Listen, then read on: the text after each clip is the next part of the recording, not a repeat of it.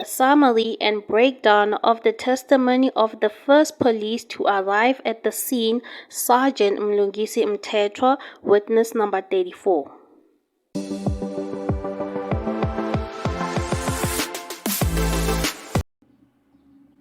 Sergeant Mlungisi Mthetwa says that the station got a call around 8:53 p.m., which is 7 minutes to 9 in the evening. And then they drove to the residency where there was a complaint. And then upon arrival, he says that he was met up by this lady at the outside of the yard, who showed them, pointing to the direction of the park, that they had fled that way. So without entering into the residency or the crime scene or the home, they drove off to the park, which is about 200 meters from the Khumalos residency. And then he says that he never stepped out of the car, but he and his colleagues, while in the car, they just browsed through with their eyes and looked at the park and obviously found nobody. Upon this, once they confirmed that there was nobody at the park, they drove back to the Khumalos residence. And when they got there, they met up with a gentleman named Khumalos, which he introduced himself that he was the uncle and the brother of Khumalos, Kelly's mom. So now, after this, he says that he doesn't actually have the facts as to what happened in the house because he wasn't there. So he then said, it's best that you ask the people, and the people that were in the house, they have all gone to the hospital. So he let the officers in. They went into the house, and then Sergeant Mthetwa says he noticed at the kitchen area, he noticed the head and then a walking stick on the floor. Those were the only things that he noticed. And then he just kind of browsed through the crime scene or the home, and then he saw that there was nothing in particular that would tell him that the crime took place there, meaning that he didn't see blood or anything that would say something sinister just happened here. So he then decided, him and all of his colleagues decided that they will go to the hospital, and they told Khumalos actually to lock the house, and then they drove off and left to the hospital. Okay, upon arriving at the hospital, he says that he saw the BMW, which was an X6 or an X5, he's not sure. And then afterwards, he went inside and spoke to the nurses, and then he then saw the body of the deceased, which is Senzo Meyiwa. And then afterwards, he spoke to the family and wanted to know who's the person or the people that will clarify or tell him more about what happened. So I believe this was Khumalos, which is the mom. And then he says that he spoke to the Khumalos' mom as to what they spoke about at the hospital. We do not know. And then afterwards, he says that Khumalos then introduced herself as the mother of Senzo's child. And then afterwards, he says that he then drove back with his colleagues and Khumalos, which is the mom, back to the residence, the Khumalos residence. And then he then says, as he arrived at the residence, he noticed that by the street now there were a lot of people. He says only by the street, not inside the residency. So he says that after that, they went inside the house, and then Khumalos, which is the brother and the uncle, opened the door for them, and then he went inside with his other colleague, and then the two junior or student officers stood outside, and it was him, the other colleague, I'm not sure of the name of this sergeant or officer, and then he and also Khumalos, yes, they went inside, and there was a fourth person. And then as they went inside, now this is when Khumalos took the head off of the floor and gave it to the police, contaminating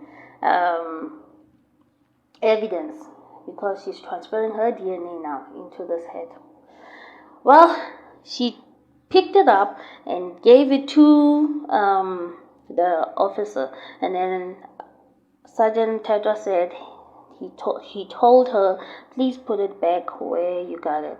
Okay, and then he saw the walking stick, and he says that the first time when Temba opened the door for them, that's what exactly they saw. So he says that he just browsed through the kitchen, and then by the kitchen on the floor he saw the bullet projectile as well, and then he saw the walking stick, and he saw the head. And then he then made his way into the dining or the sitting area, and then that's when he saw just droplets of blood next to the couch and the TV stand. So that's when he saw that. He then says, after seeing all these things, he then made a call to the CSC, which is the Client Service Center at the police station in Phosphorus. So he called and he asked for a photographer, a detective, and an officer that will be on duty, or a duty officer, something like that. So this happened to be Captain Zwane. So he was on duty as a standby officer, but he was the captain. So he says that he came through, and as soon as he came through to the residency, he says that he surrendered everything, like the bullet projectile,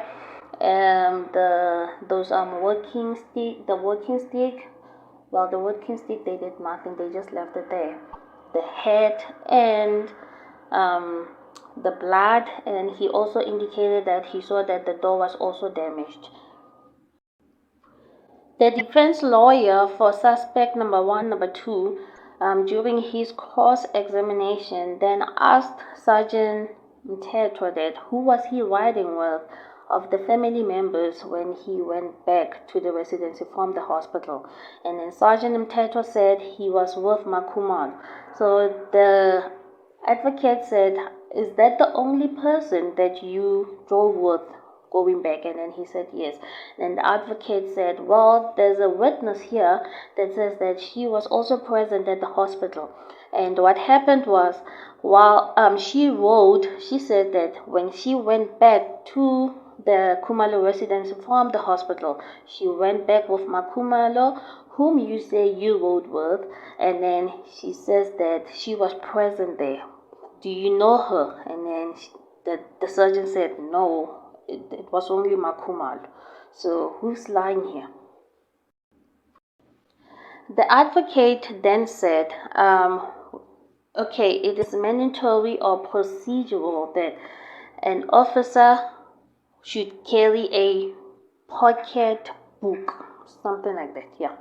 And then he wanted to know where was his pocketbook. He said that did you recall or did you state down everything that you spoke, everything that was said to you by Khumalos at the hospital on the ride when you guys were going back to the residency? Did you note everything down?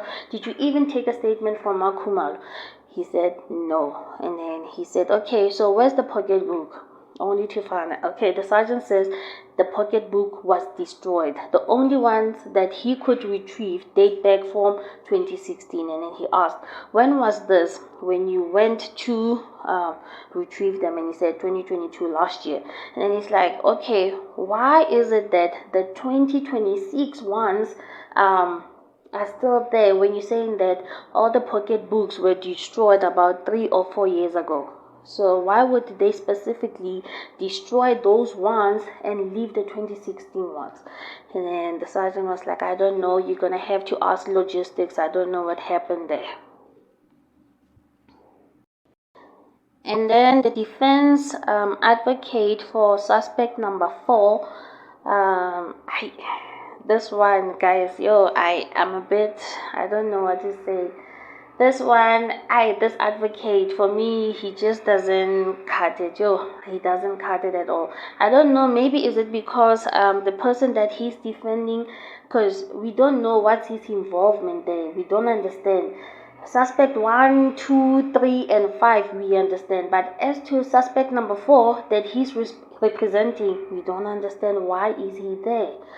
But then again, he stood up and then he said, on your statement, you never said that upon your arrival from the park on the first time you went to the Khumalos house, you never said that you went into the house. And then the sergeant was like, yes, I found it unnecessary because there was nothing to document. By browsing through, I saw nothing that was like standing out to say this was a crime scene or anything. But he says, and the walking stick and the head, you saw those? Yes, I saw them. So why didn't you note that down? And then he said he found it unnecessary. And then Advocate Mshololo took a stand. So her argument was that the crime scene was tampered with. So she basically says to Sergeant Mthetwa, Sergeant Mthetwa, upon arrival, Themba Khumalo introduced himself as the brother and the uncle of the family, and he knew that he was related to the people. So as an officer that is on duty, the first one to arrive at the crime scene, isn't it your duty to secure the crime scene? And then Sergeant Mthetwa said yes, and then she's like, then why didn't you at least leave some of your colleagues, because there were 4 of you, why didn't you leave some of your colleagues at the crime scene? And then Sergeant says, at that time it didn't come to mind. Okay, cool. But then again, why didn't you take the key from the Themba Khumalo, who is the relative? Because you do not know as to what transpired. So you know that the people were present when there was this, and they're telling you that there were intruders, but you do not know for sure. Then why, as an officer, I mean, this should be part of your training, this is what you're exposed to, like, why didn't it come to mind that, no, why should I leave the key with this person, or not leave some of my colleagues behind? Why couldn't he? This is the question that she posted to the sergeant. And then afterwards, Mshololo then said, to further show or demonstrate to the sergeant that the scene, even before their arrival, was already tampered with. She took out a statement from Ntabiseng when Ntabiseng said that she even went to get water from the kitchen, meaning that she was inside the house, and while she was doing this, the police were present.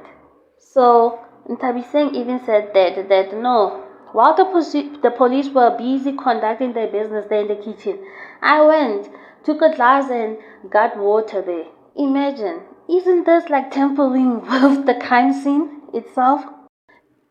And then afterwards, she then pulled out statement of Sylvia Ngubeni as well as her daughter Gugu Ngubeni.